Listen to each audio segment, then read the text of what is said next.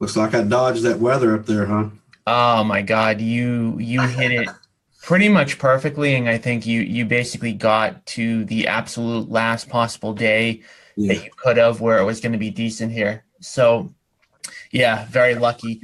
So I heard pretty much immediately when you got back, you got a listing, right? We did. It was one of the old ones that Shannon had and sent to me, and just didn't get to work the whole process because we already knew that they were not going to be an acquisition. Yep. And went out there, but yeah, we got the listing, and also I found out as well from my broker I can do the coming soon process too, since I'm not a realtor. She said since I decided to be an agent, I can do it, and we'll be good to go with that as well. So I was pretty excited to hear that. So yeah, no one in Alabama is doing that then for whatever reason. I don't think so, not to that extent, and using that like you guys are. Well, it definitely works, and it doesn't matter whether or not somebody else is doing it because the people who are looking on Zillow are gonna definitely see it anyways. Yeah. There's a little bit of feedback. What type of is there some sort of external audio that you have on? I'm getting a little bit of feedback every time I talk. Sounds good on our end. I don't know. Let me see.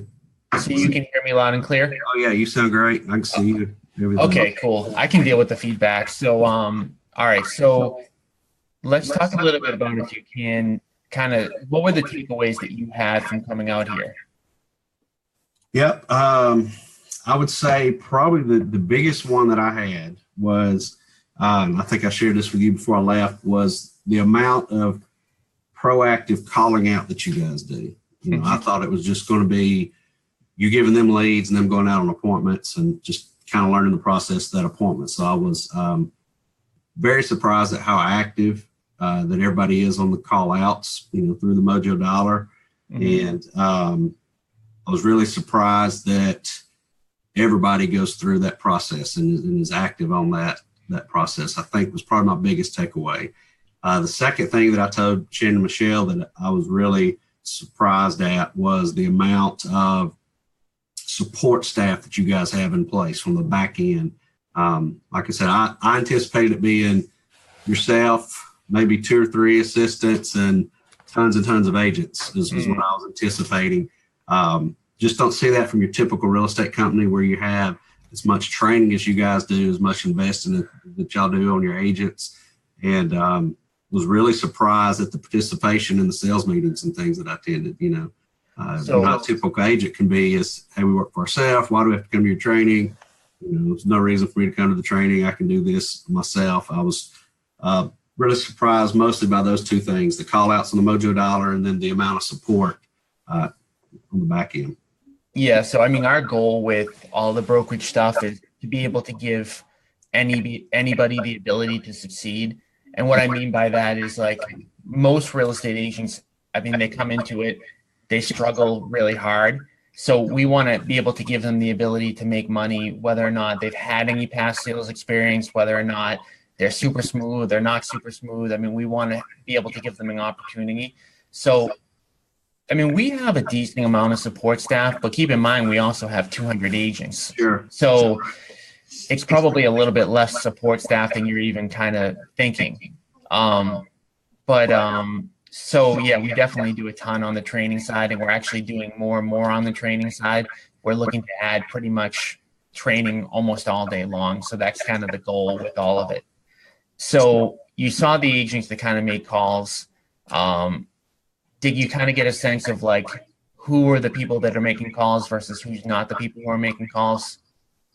Yeah, I think I could, you know, watching it, and it definitely looks like you can tell the people that are hungry are in there making the calls. And I could tell the people who've been, when I sat in on the calls there for an hour, you could tell the people who, I don't necessarily want to say buy in, but the people who are absolutely just going at it like it's their lifeline, and the people who maybe were in there making calls just because they feel like they have to make the calls to, you know, to get what they need. But I think you could tell a difference in the seasoned people and the people that were taking it like, hey, this is my lifeline.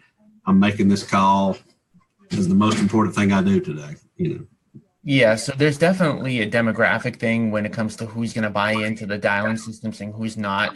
Mhm. I mean, typically speaking, for people who have been in business for 10, 15, 20 years, they're just not going to come in and do it. There's almost nothing that you can do to get them to do it.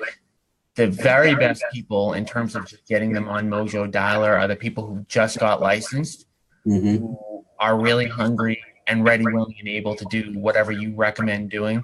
Yeah. And so what we always say to people is you don't have to follow our systems to be successful, but if you follow our systems, it will guarantee success. Yeah. So definitely you saw there that, the young and hungry agents are the ones that are on the dialer for the most part. And it doesn't necessarily have to be young, but Right. we're just talking like an overview of kind of like what most of the people who are on the dialer look like. They're typically, people who are 35 years and younger and who are ready, willing, and able. Yeah. You got to see, the people in my office who close deals. Mhm. So Meg Jason, you met Barbara. So both of those ended up being acquisitions. Yeah, I heard Jason got that. I got a text and Kelly said that Jason ended up getting that. That's a good deal. Yeah, so we got kind of lucky when you were out there. I mean, that almost never happens. Like you mentioned, you saw the training, you saw the buyer elite group. So if you notice, we kind of segregate between buyers and sellers. Yeah. And the reason that we do that is because a lot of people have difficulty working both, especially newer agents. There's totally different skills between trying to get a listing versus trying to work with a buyer. Uh-huh. And so we really try to dumb it down for them in the very beginning. And this isn't something, again, that you have to do, but we try to push people. What do you want to focus on? Because if they decide that they want to work on buyers, they've got to learn different scripts for buyers. They've got to learn different procedures for buyers. There's a different personality type that will work with buyers. And then vice versa, the people who want to work with the sellers typically are a little bit different as well. So we try to get people into the different buckets and get them really good at one specific thing. Okay. Objections and rebuttals, you saw that. So you met the support staff, like you mentioned. We've got a lot of them, obviously. Compliance, accounting, sales managers, support trainers like Kelly. And we're adding more and more to that. But again, that's not something that you need to do at any point in the next probably 6 months. So again, kind of just like a really forward-looking future type thing. Right. The face-to-faces that you went on, like we talked about, 2 appointments, 2 acquisitions, and you saw our commission structure. Uh-huh. Did you go back and talk about that at all? We're covering it today. Today's pretty much our entire planning day. We wanted to wait and go through your 90-day action plan, and then we blocked off the entire day to just cover everything today. Yeah, so the reason that we do, have you ever read the book Traction or heard of the book Traction? Heard of it. Okay, it's a really good book. And essentially what they do is they plan out everything in 90-day increments. And the reason that they planning out in 90-day increments is because anything further than 90 days tends to kind of get away from you. Sure, yeah. And the other thing about, creating like year-long goals and stuff like that, you can create year-long goals, but the problem is that as you're pushing through stuff, something that you might have had for a goal on December 2017, in June, it might not even be something that you want to do anymore. Right. So the 90-day plan that we integrate into our office via the book Traction, basically implementing their systems, is everybody gets assigned what they call rocks. And rocks are kind of like your highest level priority tasks for the next 90 days. Okay. And every single person within the organization that's on the leadership team gets 5 to 10 rocks. Not more, not less, because if you give them too much, I mean, yourself included, you're going to miss some of them. And if you give too little, obviously, you're going to hit them and then not have anything else to do. Yeah. So we talked about... Tom, what was that called again? The book is called Traction by Gino Wickman. Okay. And it's all about basically how to grow an organization. Have you ever heard of the book, The E-Myth? Yeah. Okay, so the E-Myth covers the systems within the business, and this kind of covers everything. So systems in the business are obviously super important, but this also even talks about just how to grow a company in general and how you should set up meetings. Like you guys are having meetings today. Do you have a set structure of how you're going to run the meeting? Yeah, I believe so. You do have a set structure? Yeah. Oh, okay, awesome. Yeah, for today we do. Awesome. All right. So let me see here. What else I wanted to hit on?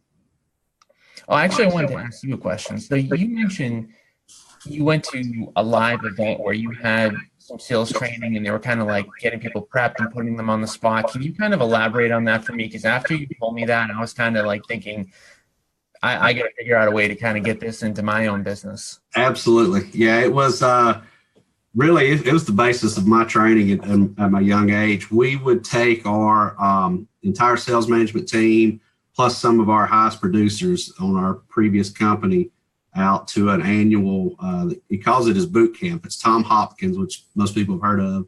He's a kind of a sales motivator, says one of Zig Ziglar's proteges.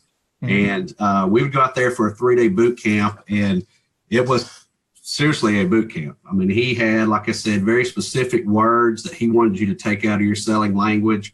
I think I told you, for example, instead of using the term contract, he liked to use the word agreement.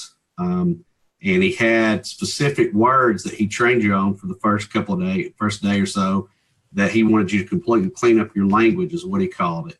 And, there would be times where he would make you stand up and give the word that you would say instead of selling somebody something, you help them acquire, is a word that he would use. And at any moment he would call you, he'd walk around with a microphone and call you out, and you'd have to stand up, and he'd give you a word, and he'd say, what do sales champions say, instead of contract? And, you have to say agreement. And then he also gave tests at the end of each day, or the next morning, for the day, what you went over the previous day.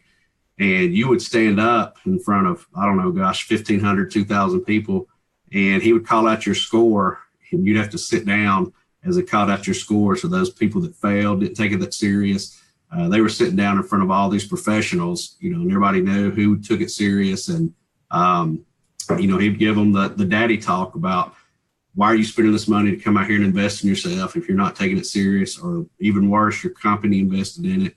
And it was just a very powerful training. And his background was real estate. However, you could take it really for any sales, it's just sales 101. And it was just very powerful. It put you in a place where you had to learn. It was an environment where you had to learn, and a lot of repetition, a lot of rehearse, role play, different closes, different rebuttals on how to overcome them. And he would discuss throughout his background on how the best way to overcome different things. And you'd have to actually role play. He might come put a microphone in your face and make you role play it. And his biggest thing was, he always says repetition is the mother of all learning. His biggest thing was, just remember it for now. And when you take it back home, you can kind of make it your own. I like that. So yeah, it was very powerful stuff. So I just found that online. So I'm going to have to take a look at that. So I put some thought into kind of like really what, again, this is, my opinion of kind of what you guys should focus on. And obviously you can take and implement any of this stuff however you want. So what are you guys doing with the old leads right now? Did you do anything with the old leads yet? That's what we're starting to. That's kind of what I've been getting into, really, to start off. They're feeding me the old leads, and I'm just reaching out and making contacts, seeing if there's still something there that can be garnered from it. How many of those do you have roughly?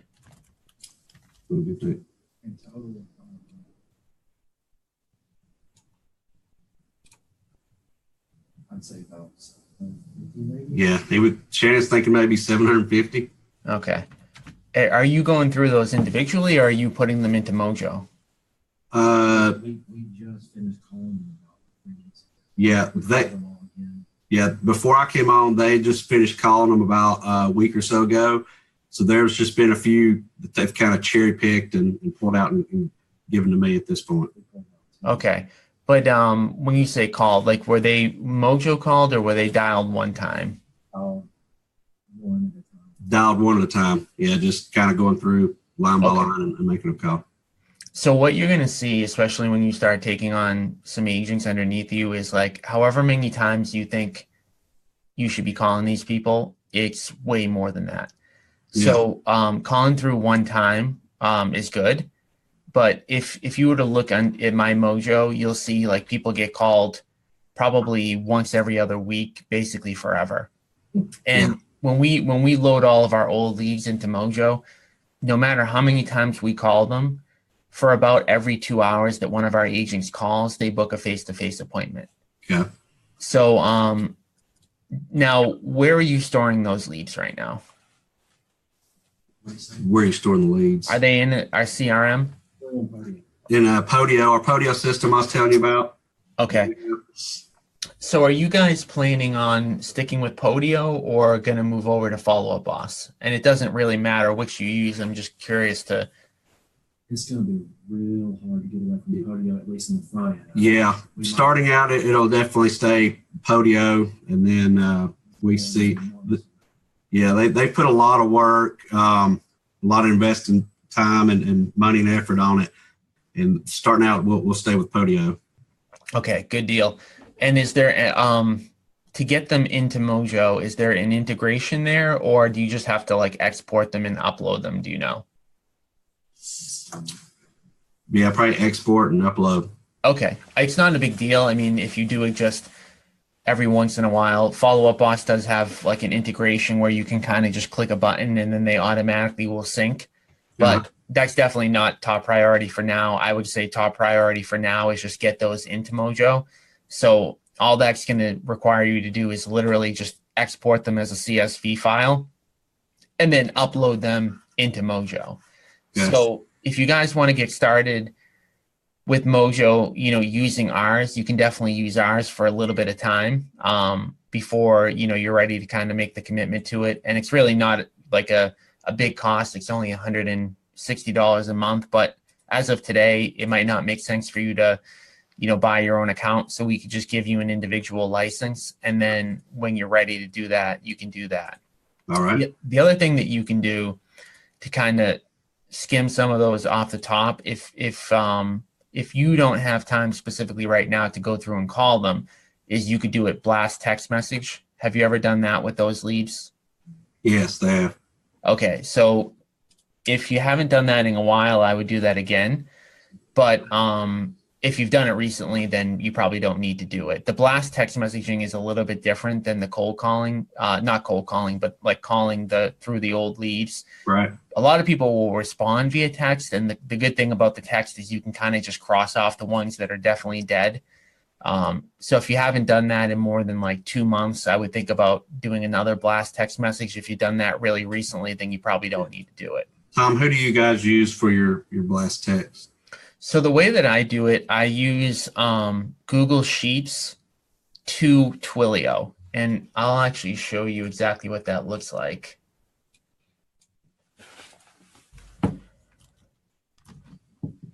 So it's just kind of a shortcut way. This is a blast text message that we send out to real estate agents that we're looking to recruit. Yeah. So you'll have the name in the name column, the cell phone in the cell phone column, and then the message in the message column. And when the way that I have it set up is that this will automatically trigger when anything in the message column changes. So I could set this up for you guys if you want, but so now that I changed that, that'll actually send out a text message. And it connects, basically, this is Google Sheets, and it connects Google Sheets to a program called Twilio. And Twilio is the program that we use. They're basically vanity phone numbers. Mm-hmm. So it'll be whatever number that we want to send this from. So this, I put myself in here to make sure that the trigger is working. But when I put this in here and make a change, that I'll get a text message, and it's 3 programs. It's Google Sheets, Twilio for the phone number, and Zapier to connect both of them. There's a bunch of different blast text message programs that are probably easier to set up. Another one that's really, really good is, have you ever heard of Agent Legend? I have not. Okay, so this is one that's a lot simpler, and it might even be something that would make sense for you to buy today. But if you go to agentlegend.com you'll see that this will automatically send out anytime that you get a new lead, and it can probably be set up with Twilio. Every time that you get a new lead, it'll send out voicemails, text messages, and emails. And it'll basically set it off on a drip campaign. I haven't used this yet, but I have one of my agents that does use it, and they are very, very, actually Jason uses it. Let me just see. So what it does is like you would automatically pre-record your voicemail drops, and then on say day 1, day 4, day 7, it'll drop the voicemails. Same thing with the text messages, just like an email sequence, it'll send out the text message sequence. Okay. So this is probably an easier way of doing what I just showed you, the complicated way. And I just haven't switched over to this program yet. All right. Are you familiar with LiveCom? No. Okay. All right. That's what we've been using.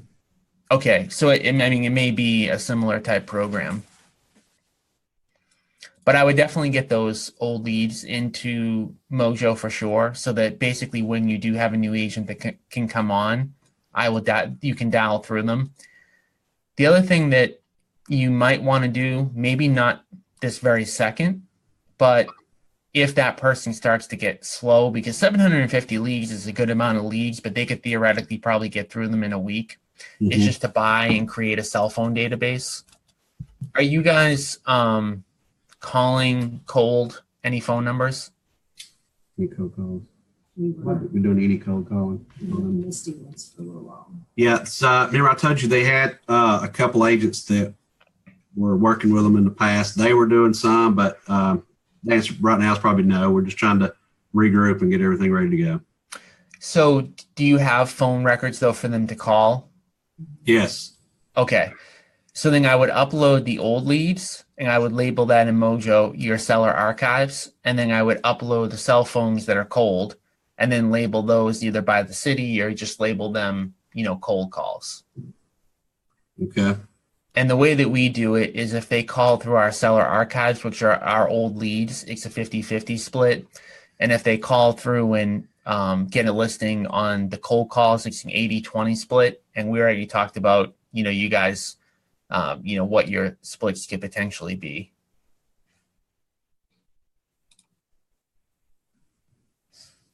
Yeah, so that trigger actually just went off to me.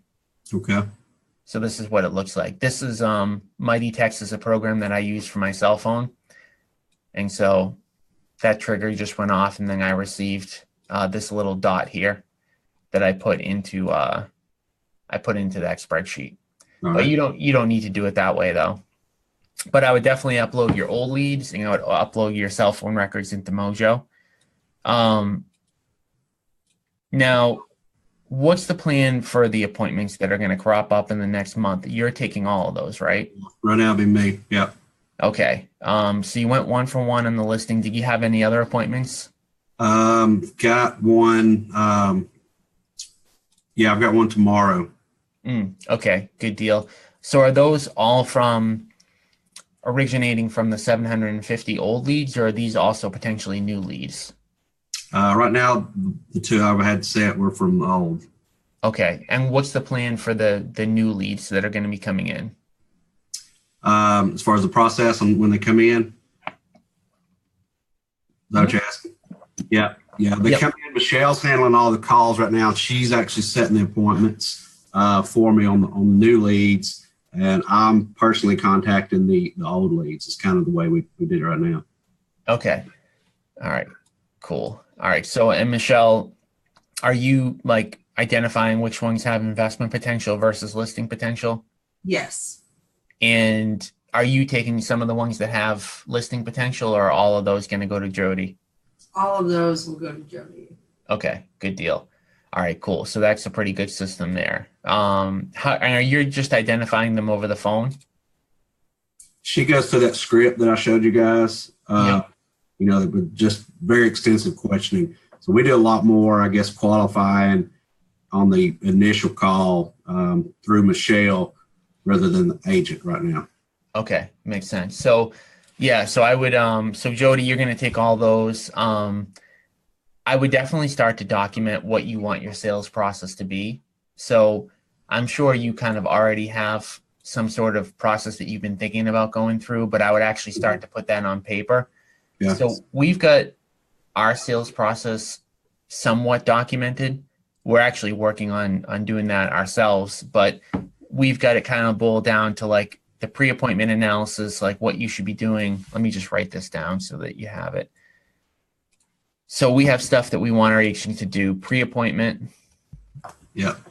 on the way, on the drive, like getting mentally prepared, thinking about what they're going to say, the greet, the walk through, and while walking through, building rapport. Sit down at table and ask qualifying questions. Trial closing to gauge interest.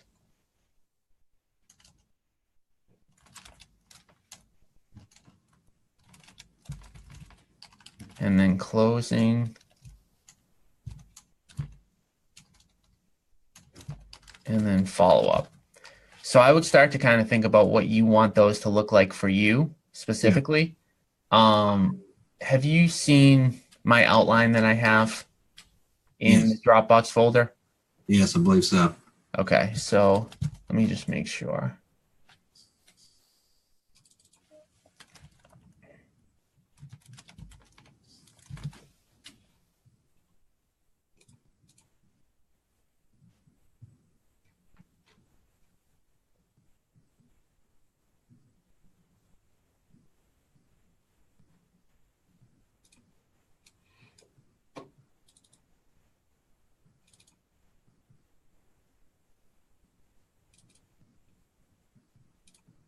Yeah, so it's the 9 steps in the investment appointment. Mm-hmm. And this is the one, kind of that we use right now, that we follow as much as we can. Obviously for you, you can take a look at this and modify it however you want. But it's definitely important, as you've been in sales, that you've got to kind of start implementing this as soon as somebody comes on board. Because if you don't, they're not going to follow it. And it's kind of funny, actually, the 2 people that you went out with, they don't follow this. Right. Because they came on before we started doing this. So both of those people closed very high. And obviously, we don't argue with success. But both of those people don't follow this guideline. But this guideline is even more important for people that have less experience, because the people who have less experience won't know what to do. So if you're going to kind of like start them on day one, you want them to follow whatever your process you want. Right. So I would start to kind of think about that and just get that down, have it documented. The other thing I would do is, when you go out to the appointments, what do you bring out with you for contracts and listing information? Yeah, obviously I'll take the comps. I'll pull some Zillow reports. I took a Zillow report out with me, obviously contracts.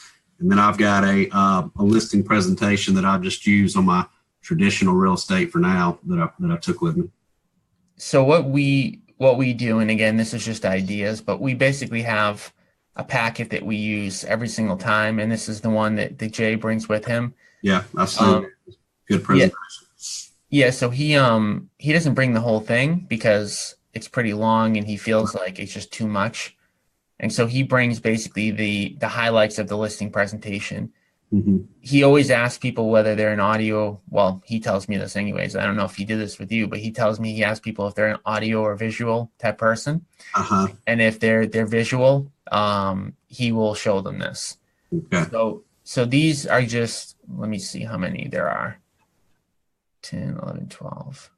Yeah. So 15 pages of our listing presentation. That's probably like 50 pages. Yeah. So he brings that, and then we have the mandatory contracts they have to fill out. Yeah. The purchase and sale. So I'm assuming that some of the appointments that you're going to get, even though they're scrubbed to be listing only, will turn into acquisitions at some point. I mean, if you go out on enough of them, you're going to get one that's going to be an acquisition. So what I would do is I would just make sure that you have whatever purchase and sale they have, just so that you're prepared to act when there is a one that has the investment potential. Jody, are you there? Or did you fade out? I think Jody faded out there, but can you guys still hear me for the bunch of people who are on the line right now? Can you just let me know if you can in fact hear me, just to make sure that that we're still live here? Thank you, Blanche. Thank you, Jake. All right, so we're going to wait a minute for him to come back. Do you guys have any questions in the meantime before he hops back on? Hopefully he can hop back on without any issues. Tom had asked, let's see, if he can get a copy of these documents. So Tom, I can definitely send you whatever you're looking for. Can you let me know specifically though what documents that you're looking for me to send?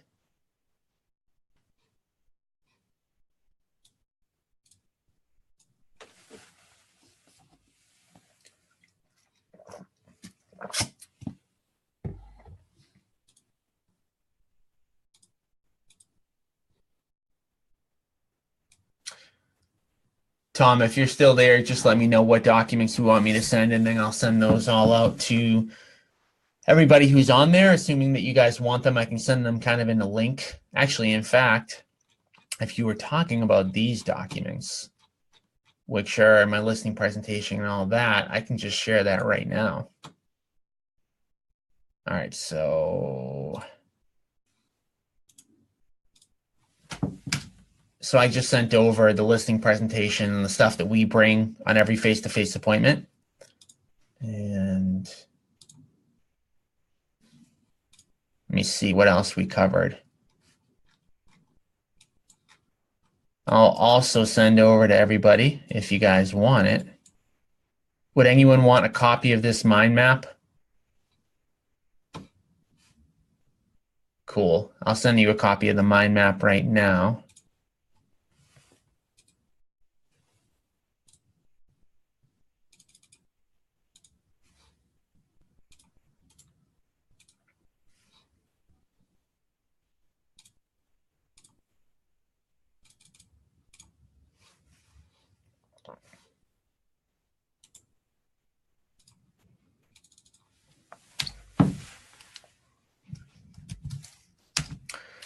So as we're kind of waiting for him to get back on, so Jody came out here. He came out here for 3 days. 3 days is really, if you are, there's a few people on here that are actually coming out to my office. For those of you who are interested in coming out, 3 days is definitely all that you need for sure. It can, basically show you everything behind the scenes, meet every single person, including agents, including the support staff, myself, my partner, and basically just see how the entire organization runs.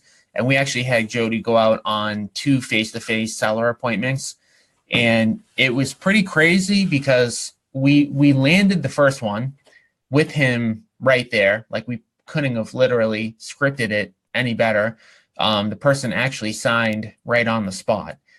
The second appointment that he went out with was another one that was an investment deal. And we typically only buy, 10% or sometimes even less than 10% of the face-to-face seller appointments that we go out on.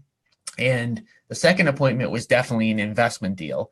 And my original offer, I believe, was $270,000. And Jody and Jason from my office went out there. Jason lived in the city where the appointment was, and he said to me, "Look, your offer is actually a little bit low. I think your ARV is low. You should come up." And we ended up coming up from 270 or 275 to 290,000, and the seller was holding out for 300,000.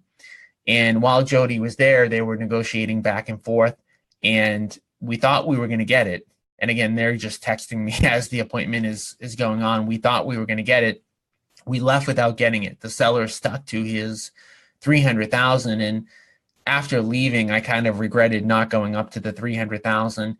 And I texted Jay back and I said, try to get back out there if you can and sign it. And he actually got back out there the following Sunday. I think they went out maybe on Wednesday, and Jason went back out there the following Sunday, and he went back out there and he locked up the contract for $290,000.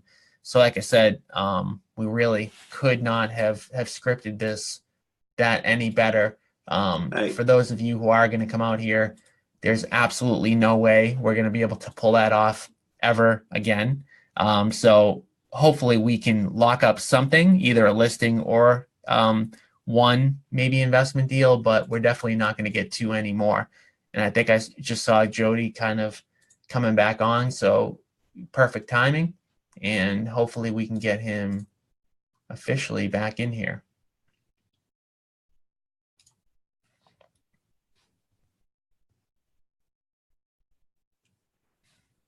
All right. Tom, can you hear me? I can hear you. Let me let me put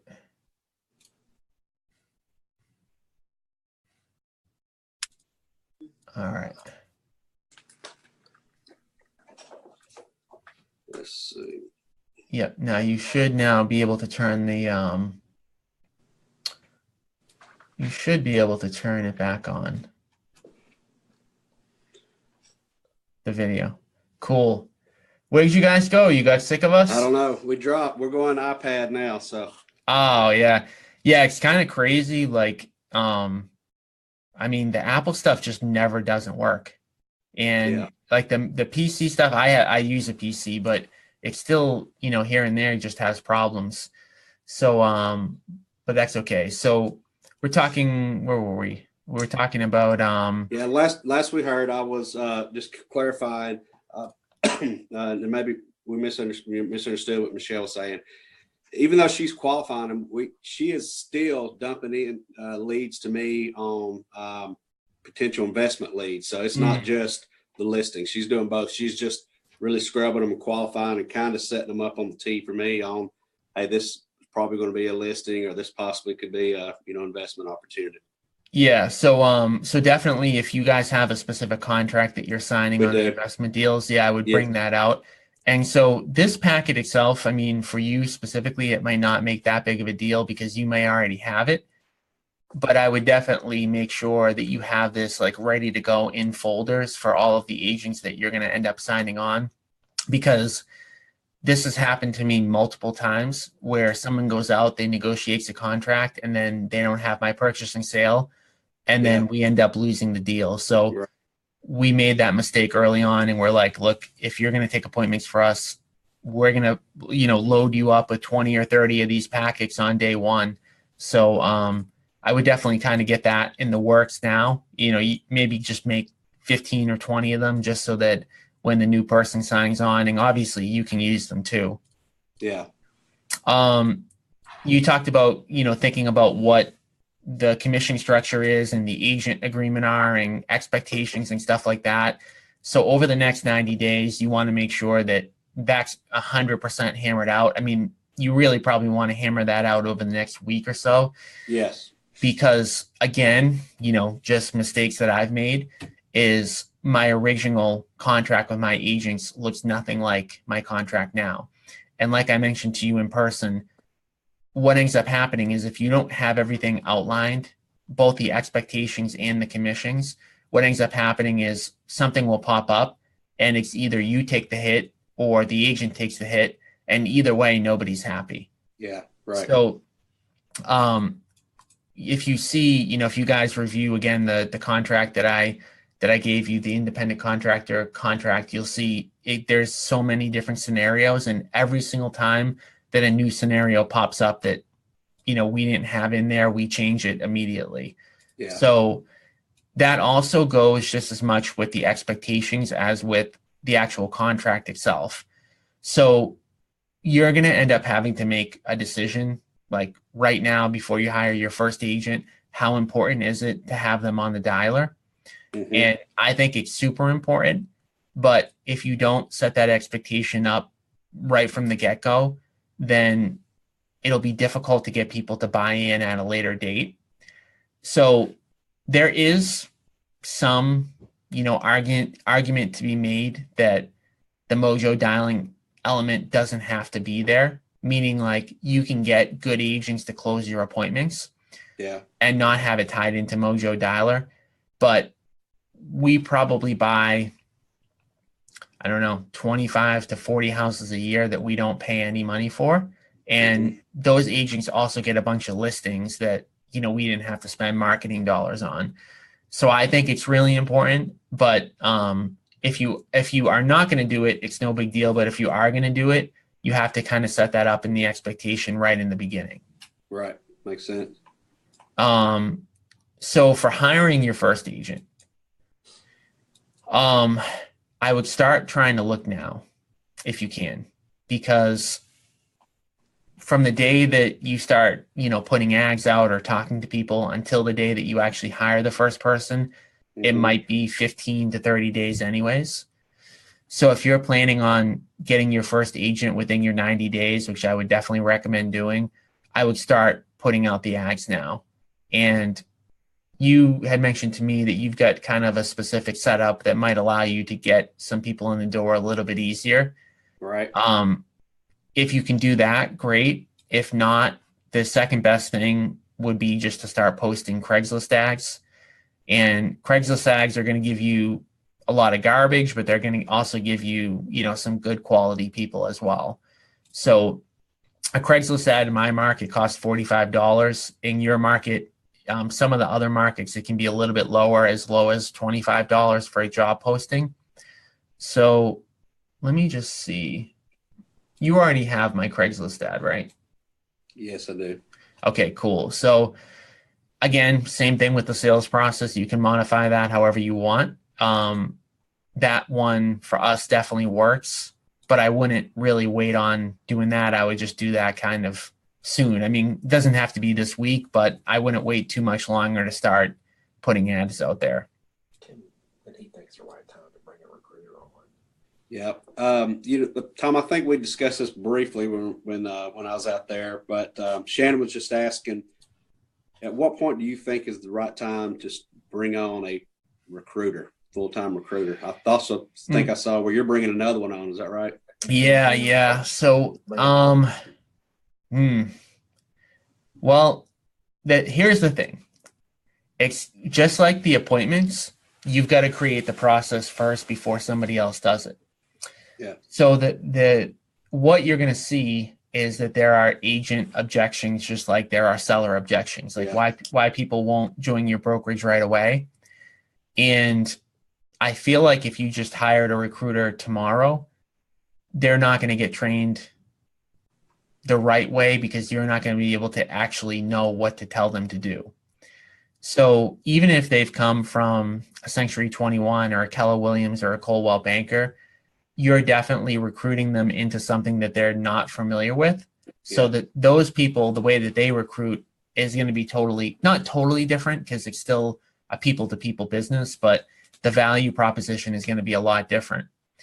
So the other thing with the recruiter is if you've got somebody that is actually going to sit there and recruit full-time, you're going to start to grow pretty fast. Yeah. And do you guys have the systems in place in order to process and manage those people today? Okay. So I'm assuming the answer to that is no.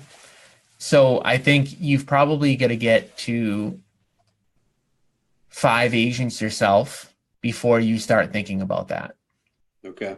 And again, this isn't, if you hired a recruiter tomorrow, it's not like the world would end. But I think what will end up happening is you'll actually start to get agents, and then there won't be training for them, as much training as they need. You might not have the sales process in place, and then bad habits will develop, and then you'll kind of you'll have the front end, but you won't have the back end. Okay. I mean, what are your goals? Like for 2018, how many agents would you consider to be successful? Tom, I guess what I would say, this is Shannon, by the way. I think for me, having tried this kind of once before, that if we can get to 5 agents sooner rather than later, Yep. then I can have enough people to keep up with our lead flow. Yep. Up until then, I'm gonna drown Jody. I mean, he's there's not gonna be enough hours in the day to keep up with this, and I need to turn my marketing up to a certain level just so that we have enough leads coming in to have decent deal flow, just to meet the monthly budget. And so I guess for me, like you said earlier, it's kind of hard to look out over a year, things change and all that. For me personally, having done this before, I think getting to, about 5 agents as quickly as we can, properly train them the right way, that would be a huge accomplishment. Because I think that 5 agents could handle the deal flow that we need initially just to be profitable. And I think I might have even said this to Jody. If I haven't said it to him, I've said it to a lot of people I'm working with. 5 really good agents could be the end for you. Like, you may be very happy with 5 agents. That could be like a kick-ass team that can convert all your leads. And it will require not a lot of management. So there are actually some benefits of having a smaller team like that. Obviously, as you start to scale up, like Jody mentioned, you've got to start hiring support staff, and it becomes a totally different business. So, instead of it being a team, it becomes a business. And, for some people, having a team of 5 people might actually be the right way to go. If you're talking about getting 5 people on board right away, you're not going to get 5 good people, because agents are kind of like, it's a funny business.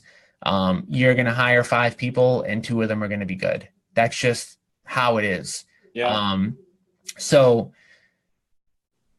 there's definitely nothing wrong with pushing to get, more agents in the door, but just, understand that it's not like hiring like Jody. I know, had a sales background where he had managed staff and stuff like that. It's not like hiring a traditional staff member where you spend a ton of time screening them, and then, if they're not good, it's a big loss. You're going to hire a bunch of people and then put them through the same systems, and then the good ones that stick with you guys, it might be 20% that are really good. And, when Jody came out here, we've got 200 agents. He might have seen 30, because those are the 30 people that are, really following our systems. And then the other ones, like I said, they can be super successful doing it their own way, but they don't do it our way. All right. So yeah, I think either way, whether you want to get to like 1 or 2 in the next month or 5 in the next month, I would start putting those ads out there, and then I would start working that other sphere, play that you have. Yeah. So this is something that we kind of already answered. So, is it Michelle? Yes. All right. So Michelle's taking the investment ones. Jody's taking the listing ones. From there, as you start to hire some of the agents, then Jody's going to want to put a filter on those ones, which is basically Jody's going to determine the higher priority versus the lower priority. So that can be anything. And Jody, when you were out here, you were talking about all different price ranges and stuff like that. So it could be that the lower price leads are the one that you're handing off to your team members in the beginning. Keep in mind, real estate agents are definitely different type of salespeople than some other industries. You're going to have to be all over them in the very beginning. So to make sure that they follow your process. And we talked about the pre-appointment process, the in-person, and the follow-up. Yeah. That's one of the reasons why it would be tough to get 5 in, a month, because it's going to take up a lot of Jody's time, and a lot of them are not going to want to follow the processes. And then you're going to have people that don't work out, or they're not working your system or whatever. So you're going to have to really handhold them in the beginning. And then as you start to ramp up, you met Kerry. So Kerry's job is basically to get people ramped up. And so for the most part, I don't need to have a lot of interaction with any new agents as they're kind of getting from point A to point B. And point A to point B for us is like the day that you come on until the day that we actually give you leads. And some agents never get there. We hire them, we put them through our systems, and they don't follow them, and then they don't get leads. And then some of them move along a little bit faster. But you're going to need to definitely be all over them in the very beginning, making sure that they're doing everything the right way, the way that you want them to do it. Okay. Setting the mojo expectations we talked about, making sure they're properly set. And then also you're going to want to make sure that you're tracking the number of hours that they're doing every week. So the report that I get, and we could potentially add you to this report if you're on our mojo.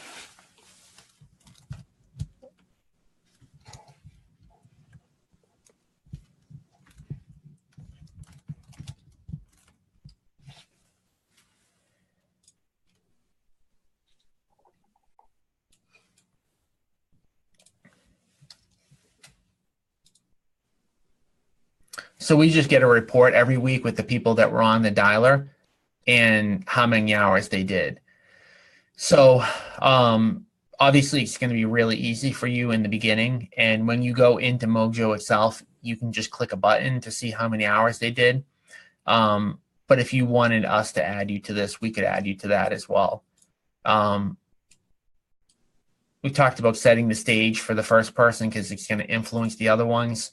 So like I mentioned, my biggest struggle is that I've got a bunch of people that have been here forever doing things the old way, and then a bunch of new people doing things the new way.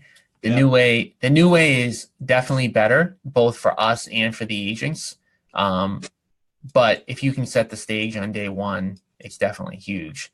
So, again, definitely taking all your old leads, uploading those, uploading all the cell phone records, going on all the appointments yourself, getting the agreement locked down, hiring your first agent, making sure you're setting the proper expectations with them, going on all the face-to-faces with them, setting all the standards for them. That'll definitely get you through the next 90 days. Whether that ends up being one agent or three agents or four agents, that's going to keep you pretty busy because there's a lot of groundwork in that first 90 days. Yeah. So, day plan for the agents that he said that they had coming. You know what I'm talking about? Give us 90 days. C90. Yeah. Hey, Tom. Yeah. How close are you guys to releasing your C90 plan? we have started it officially. Okay. Yeah. Do you have any questions on that? Yeah, just looking to plug into that, I guess. Yeah. We get, sitting in on a few of the meetings while I was out there and then coming back and explaining it to Shannon and Michelle. And then I think they've seen it on some of the webinars, just kind of really digging into the details of it and, seeing the finalized version, I guess. Yeah, definitely. I can send you guys some information on that. And we can even, if your agents come on board, they can plug into the Facebook Live sessions that we have. I don't know if I said this to you, but we're spending like 20 to 25 grand to upgrade the cameras and the sound system so that I saw some of it being tested, I think. Oh, did you? Okay, Yeah. Cool. Yeah. So we want to make it so that if we've got people, it's not actually just for the out-of-state people. Most of the people that are in our office don't even come in for the training. So we want to make it really, really nice. But the premise of the C90 is really, give us 90 days and we'll give you a career. Yeah. And it's to get people to kind of treat it like a job. And what you'll see is a lot of real estate agents don't treat it like a job. They kind of treat it like a hobby. So we're going to give all sorts of perks and rewards and stuff like that for people who are completing it. So every single day, the first 3 hours, 9 a.m. to 12 p.m. are going to be prospecting. So we're taking the tact, eat that frog, get the hardest thing, in your day out of the way. And then after 12 o'clock, there's going to be some training sessions for them. So they're going to get training and prospecting every single day for the first 90 days. We're setting up, we're taking more space in our office building and we're giving the people who are in C90, like specific cubes and things like that. So again, just to elevate them, we're going to give them some additional leads. We're going to basically accelerate them to get on to leads faster. So I was actually thinking this is something I'm going to be talking about with, my partner and a couple other people in our company is potentially even making an income guarantee. Just like something like, if you follow C90, and C90 is just the 90 days, but if you follow that for the entire year, we'll guarantee that you make, $60,000 or $70,000, because we know that if they actually do the calling and they follow our sales scripts and all that stuff, that they will make that. So we were even thinking about making that a guarantee on the recruiting side. Okay. Well, this is my idea. So we'll have to see if everybody else goes for it. But hey, Tom, is there any reason why us being whatever it is, 1,500 miles apart, is there any reason why we couldn't plug our new agents into that C90 as kind of an onboarding plan for them, and then Jody kind of just supplements, I mean, that's the goal for all of this stuff, is basically for us to provide you with, again, it's never going to be that we can provide you with 100% of it, but basically you guys, whatever we have, you're going to get access to. And that's why we're upgrading the cameras and the sound system, so that your team can basically follow the same exact structure that we're following. So if your team is going to do C90, obviously what's going to need to happen is Jody's going to need to be there, making sure that they're there at 9 o'clock. I mean, some of this is going to be a little bit of babysitting, but that they're at 9, they're dialing until 12. And then for the training sessions, they could log into our training. And then, so really all Jody on a day like that would have to do is just, and it doesn't even have to be Jody if you have a staff member, but just making sure that they're there at 9, that they're dialing until 12. And then for the rest of the day, they're plugging into the training. All of the stuff is on Facebook Live, so they can ask questions live, whatever they need help with. And then just having somebody there that can answer their questions. So you should be able to plug in. There's no reason why your agents can't plug into everything. Okay. So I obviously this is the 90-day plan, but I wanted to give you some additional things just to think about over the next 90 days. Nothing crazy, but so once you get to about 5 agents, you're probably going to have to think about like whether or not you're going to spend some time every day on the recruiting side, or whether you're going to hire a recruiter. Yeah. And so, that's just something that you're going to want to think about. But if you don't hire a recruiter, you might have to spend an hour or 2 hours a day just on the recruiting side, just talking to agents, telling them what you offer and all that good stuff. Just, again, something a little forward thinking. So after the first, second, third person is fully functional, like we already talked about, you can definitely start moving a little bit faster with the people that you take on. And between 90 and 180 days, I would probably shoot to between 5 to 10 agents during that process. Okay. The 90 to 180 days is definitely going to be your biggest growing pains, because the first 90 days there's going to be a lot going on, but they're going to be fairly easy because you might only be managing 1 or 2 or 3 agents. So you can definitely do everything yourself. 90 to 180 days is kind of the point where if you get 10 agents or even 7 agents, you will probably want to hire somebody, but financially it might not make sense at that point. Right. So you're going to be doing everything, taking every call, answering every question. Your systems that you have set up are going to get tested. You'll probably have somebody that will end up quitting because you don't have something that you're not aware that you should have, and things like that. Obviously, we'll help you try to avoid that, but those are kind of the things that end up happening as you start to scale. Okay. And then, so my thing was, once you get to 10 agents, you can start thinking about recruiting or bringing somebody on in a support role. Right. So at this point, the 90 to 180 days between recruiting and answering agents' questions, to leverage yourself out more, you're either going to have to hire somebody who does recruiting or hire somebody that does a little bit of the management, or a little bit of both. So I was looking at some recruiting ads. Let me see if I can find this.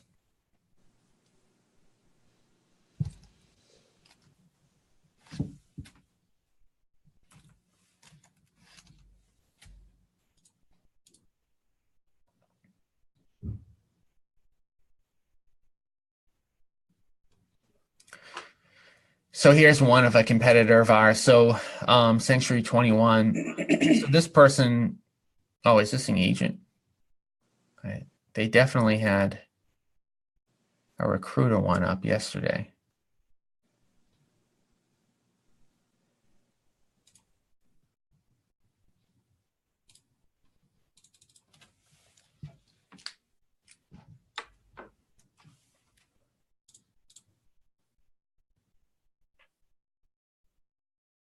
Yeah, and this is our ad, but they had one up here. And the reason I was going to show theirs is because they have we only have our recruiters recruit. We don't have them do anything else, but their ad had the recruiter doing kind of some management stuff too. So you could have kind of a blend at this point between the recruiter doing the recruiting and they call it in Keller Williams a team leader. So basically they kind of do a little bit of both. They do some recruiting and they do some management of the agents. Okay. Tom, did you start out with a recruiter as full-time when you hired your first recruiter, or did you start off any with part-time? So I hired somebody who was a real estate agent. And it's too bad you didn't get to meet her because she was on vacation. But Yeah. In the recruiting sessions that we have every other week, you'll see her on those if you log into those. She was a stay-at-home. She was in real estate. I think she was a stay-at-home mom for a while, and then she wanted to get back into the workforce. And she started out doing 25 hours a week for me, which if you're just recruiting and nothing else, that's actually a lot of hours in terms of just prospecting. Mm-hmm. And you can do a lot of damage at the 25-hour level. But she was doing 25 hours a week just to kind of get back into the swing of things. She definitely does at least 35 now. She might even do 40 now, depending on the week. So, but you could definitely do part-time. I mean, so when you're hiring a recruiter, it's a great position for a real estate agent who isn't making as much money that they want to make on the agency side. Maybe they don't really want to be out in the field that much. They want more of an office job, and they still want to do their 4, 5, 6, 7 transactions a year. So it can be a great part-time position, but obviously, you're going to get better results if the person is full-time. And let me ask you about the compensation for your recruiter. Are they salaried, or do you have them on some kind of performance base? Mm-hmm. Yeah. So the way that I structured it is they get paid hourly. They get paid, I think, I don't even know where she's at right now. So it's mainly commission, but she got paid $18 an hour, I think, plus 2.5% of whatever they make for as long as they're here. So if somebody makes $100,000 gross with us, she gets paid $2,500. And the way that we do that on a transaction basis. We don't wait until the end of the year. Yeah. So let me just see if I can.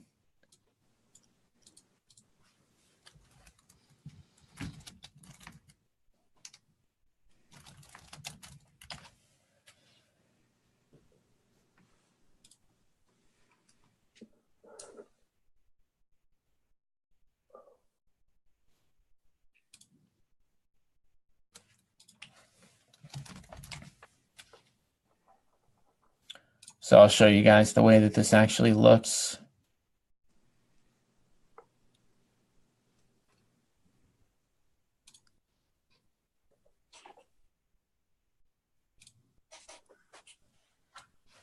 Okay, so this is how my agents actually fill out the commission statement. And so on this transaction, the total gross commission was $10,000, and Nicole, who's the recruiter, got 2.5%.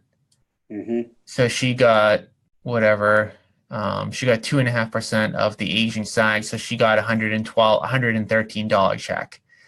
So throughout the course of the week, now she might get, I don't know, 15 of these checks for $80 to $200. So the bulk of what she makes is on the commission side, but we had to pay her hourly in the beginning because the problem, and I don't know if I would do this the same going back, but the problem in the beginning for her was that there's a huge ramp up period between the day that, just like in real estate sales, there's a huge ramp up period between the time you recruit somebody and then the time they close the deal.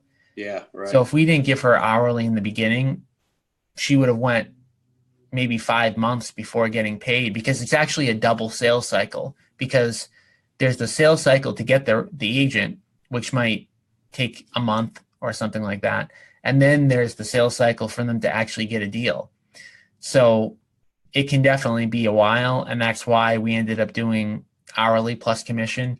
There's different companies do it different ways. Keller Williams, like I mentioned, who has the team leader model, they're almost all salary and plus a little bit of like a decent amount of commission, but it might be 75% salary and 25% commission. The way that we did it right now, Nicole is doing really well because she's basically now accumulating her own book of business. She almost has a business within our business. Right. So it took longer for her to ramp up, but she, we would have done better financially to set it up the way that we did it, the way that Keller Williams does it. But in the beginning, we didn't even know, to be honest with you, if the brokerage was even going to succeed. I mean, we didn't know how much effort we were going to put into it, whether it was going to be worth it, because we were still doing a lot of investment deals at that time, yeah. Same as what we're doing now. And it was a minute part of our income. And yeah. I was looking at my 3-year goals from 2015, and my 3-year goal by the end of 2018, I wanted to have 100 agents. So, and that for me, I think in my head, I was thinking that was kind of a reach goal. So, we didn't really know what it was going to end up becoming when we first started. So, right. Okay. But yeah, so, what else do you have?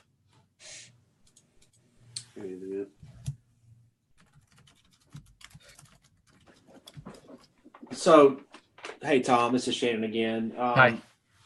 One thing that I think is different from what you're doing to what we're doing and going to be doing, it's really just the nature of our marketplace here, I think, to some extent. But so we're going to really be concentrating a lot of our efforts on wholesaling properties.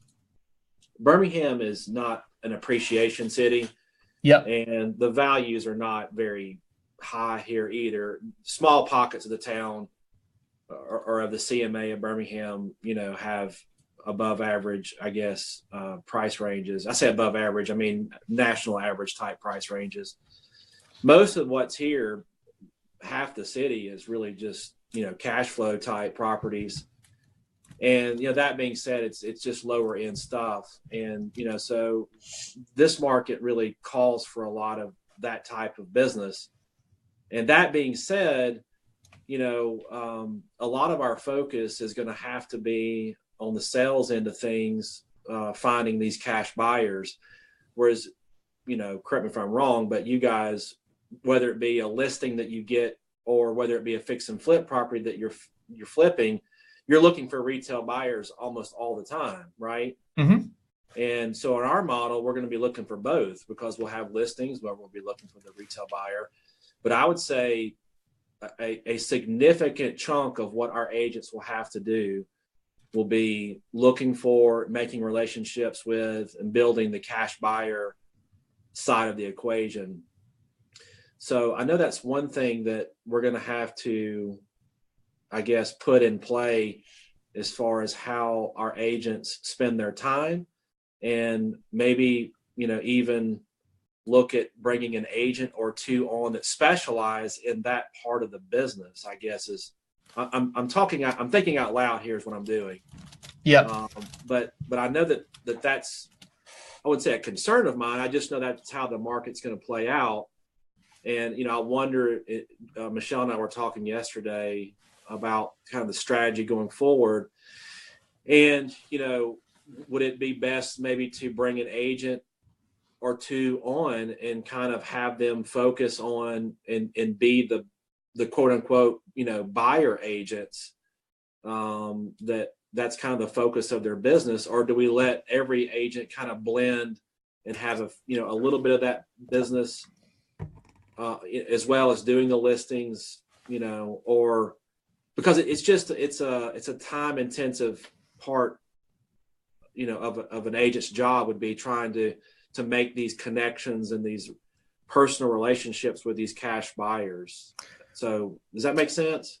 Well, wouldn't you just have a set database of the cash buyers that you're selling to that everyone can use? Well, I mean, we've done a tremendous amount of research and we know who they are, but I guess every market's a little different, and Birmingham's a big relationship, city. And even though you might know who they are, having someone who makes contact with them and talks about, what their plans are for 2018 and what kind of properties they're looking for and what areas of town and all that. It's like playing matchmaker, honestly, with the properties that we get in, and kind of already knowing what pool of people you would want to go try to market that property to.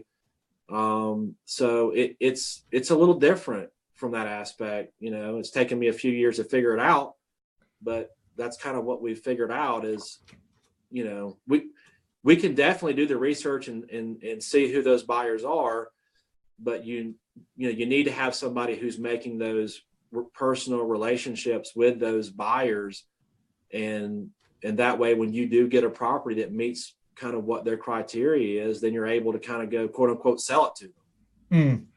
Yeah. I mean, so it sounds like that could just be a specific person in your office, almost like an admin that can source the deals type of thing.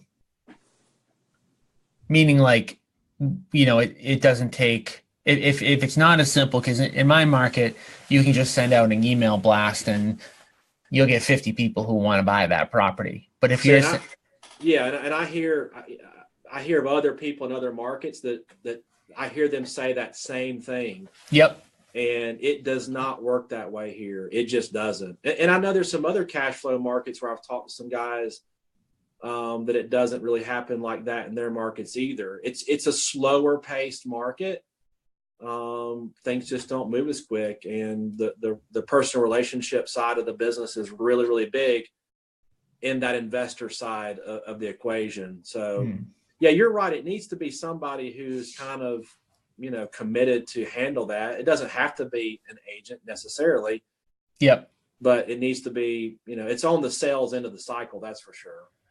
Yeah. So that almost kind of is like how we handle our retail stuff, meaning we have one person that just lists all of our properties once we're done fixing and flipping them.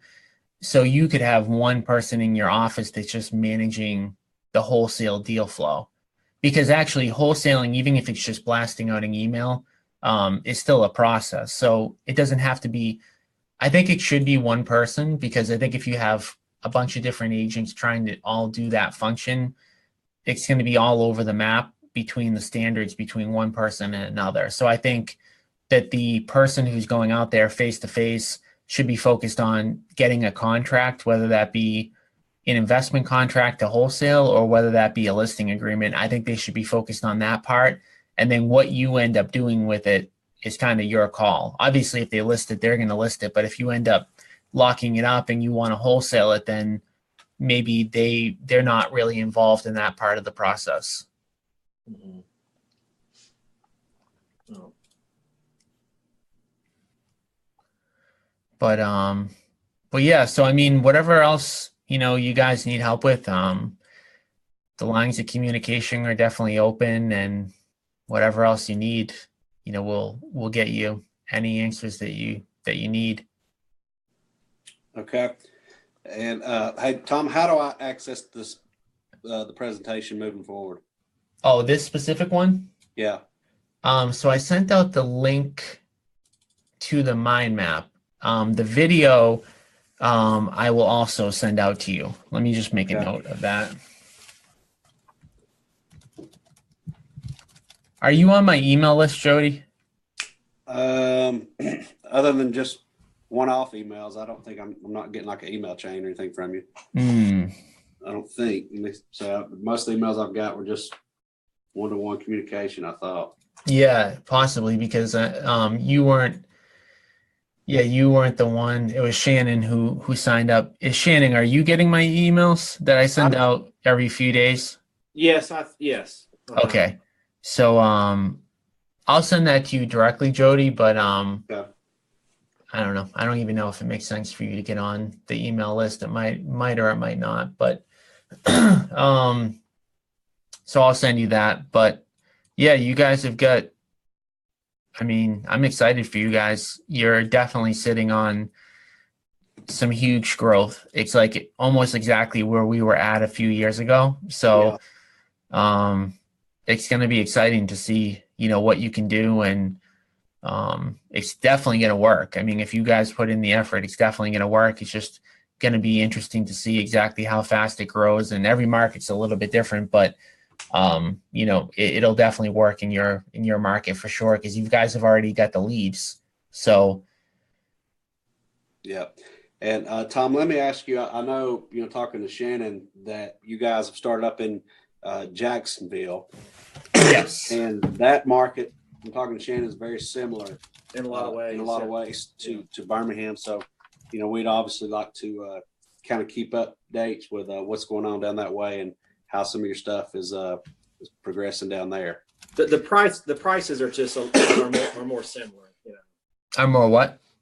The pricing is more similar. Oh yeah, for sure. I mean, we're buying properties there to buy and hold. Right. Yeah. Right. Yeah. So yeah, it's a similar cash flow market where you can buy a single family for $100,000 and then rent it out for $1,200. So definitely, I think your cash flow and your market is actually a little bit better. It is. Yeah. Yeah. So the other thing, I mean, this could be really long term, but you might even want to think about considering doing like a turnkey operation. It's such a good. What's so funny? Well, yeah, we've actually done that. We've dabbled in it a bit. Yeah. Did you not like it? Well, no, it's not that. It's like, what do you choose to spend your time on? Of course, that's why. Yep. And after I've been in this business for 24 years in some form or fashion, and I think I've been full cycle now. And of everything I've done, I like this particular model. I think the best. I think it best suits me personally. The brokerage model. Well, the wholesaling, brokerage, marketing, sales, that model just interests me more. I was a home builder. I actually am still a home builder. We do fix and flip projects right now. We do some turnkey stuff. I'm really interested in getting this, this brokerage wholesaling model kind of put together and seeing it grow. But you're right. I mean, the turnkey model in Birmingham is a great model because of the cash flow aspect of it. And I think it's something that I'd like to weave into what we're doing once we get this part of the business set up and running well. Yep, exactly. Yeah. And then bring that on as another component of what we're doing. Yep. But initially there's so much here to do. Oh yeah. The three of us, focus on the model that we're talking about. And then that'll be an adjunct thing that we can bring on. I'm very, very familiar with it. I'm doing a few of them right now. Yep. But I would rather do less of those in 2018 and get this model set up, running, efficient, effectively, and then move on to something like that. It is part of, like I said, an adjunct piece to what we're doing. Cool.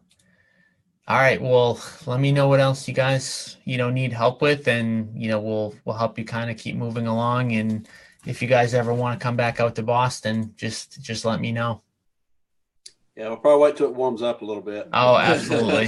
Yeah, don't come back out here in 3 weeks. Yeah. All right, Tom, we appreciate it. All right. Yeah. I'll talk to all you guys later. Okay, Tom. Thanks a lot. Thank you. All right, bye.